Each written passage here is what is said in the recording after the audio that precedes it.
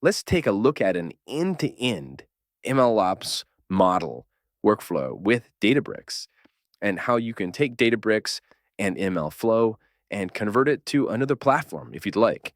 So here's a good example. I have Kaggle here where I could go in and pick pretty much any project that does a classification, and I could upload that into Databricks. Once I've uploaded the data set into Databricks, I could use the DBFS and the UI to create a table. Once I've done that, I could create an AutoML experiment. Once that AutoML experiment is completed, I would register that best model and then put that into a Databricks endpoint if I chose to serve it out via Databricks. I don't have to necessarily do that, but I can do that. I also could call the MLflow API from any cloud environment, from Azure, from GitHub Codespaces, from AWS Cloud9, and I could develop a microservice-based approach and push that into some other environment. In fact, AWS, the ECR container registry could be one option. I could then from there auto deploy to AWS App Runner and do a prediction. So I'm not just limited to Databricks on whatever platform I'm running. Once it's gone through and I've registered the models because of the MLflow API, I can pretty much do anything I want. So let's go ahead and dig into this a little bit more here. So if I go to XGBoost, and this was from an AutoML experiment I did earlier, take a look at this. We've gone through here and we have a model which has all of these assets inside. We have the actual model, we have a conda.yaml, we have an input example. So this shows us how to actually invoke it if I wanted to invoke it locally. I've got the model.pickle. I've also got the requirements.txt, and I've got these other things in here as well. I also have the full path to where this lives on disk. And notice one of the neat things about this is that it gives me the schema. So essentially what I need to do to invoke it in the future.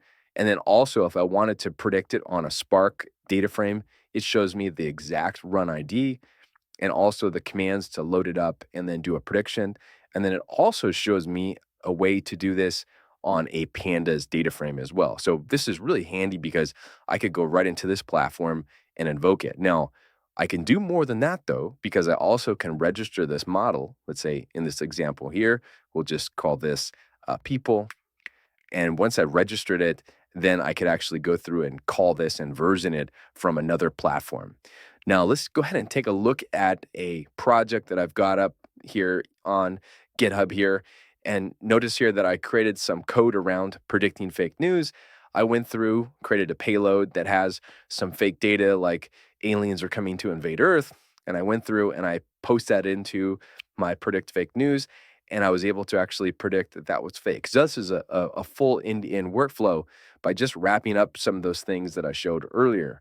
Now, if I wanted to curl the production endpoint itself, all I would need is a Databricks token, which is right here. And I could also do a predict command that would go through and predict to that endpoint for the model that is actually registered. Now, if I want to pull this into a GitHub Codespaces environment, here's a good example. I could go in here, set it up, start to interact, let's say even download that artifact, and then do some of the stuff I did earlier in this course where I went through and I used MLflow to do a prediction. So you can see here that in a nutshell, if we go back to this diagram, that it enables a huge amount of possibilities beyond just doing things with Databricks, and you can actually interface in any cloud environment.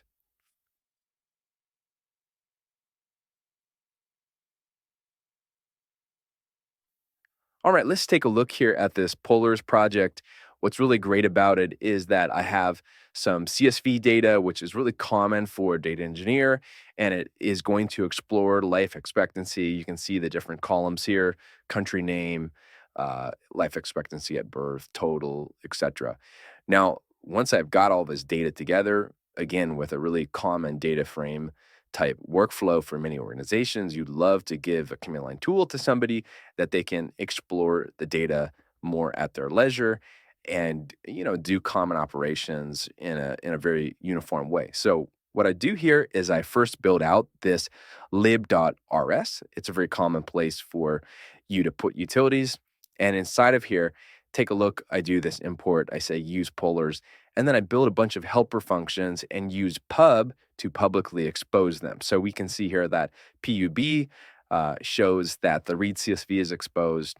I also have another function that I build, which is going to print the rows of the database. And then I print the schema, and I also print the shape of the data frame. So you could see here how you could put lots of different other helper functions here for other people to use in your organization, and there could be even a common pattern that you use. I also, in the cargo.toml, all I need are two libraries, right? First, polars, and I've actually hard-coded to this specific version. This is another great feature of Rust, and also with clap, which is the command line parsing library. Now, if we look at the main.rs, I use inside of here the whole tool together, and I have a const here that is going to look at that particular data directory. Once I've got all this stuff set up, I'm pretty much ready to go. I can just go into the parsing, put some information about the version, the author, what the tool does, even put a little example here of like how to run it. I think is a nice touch for people that are going to use the tool. And then inside, I put in the different operations that I want. So I have a print, I have a describe, I have a schema, a shape, a sort. All this stuff really is able to be captured together. And I even have some default values.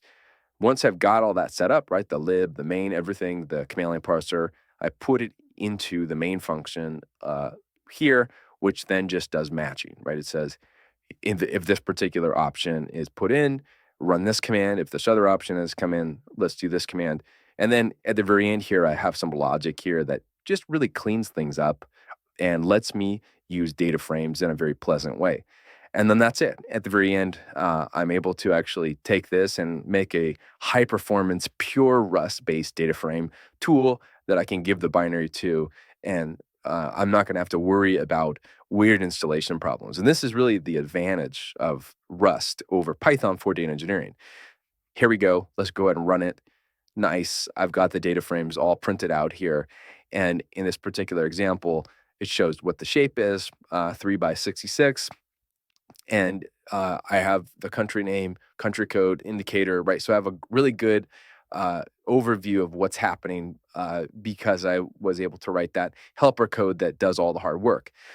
But we can actually make it a little bit more sophisticated because I did that work and I can sort things, right? This is a really common operation you'd want to do as a data engineer or data scientist. Let's go ahead and sort the top 10 countries for life expectancy. And again, you can see it's lightning fast.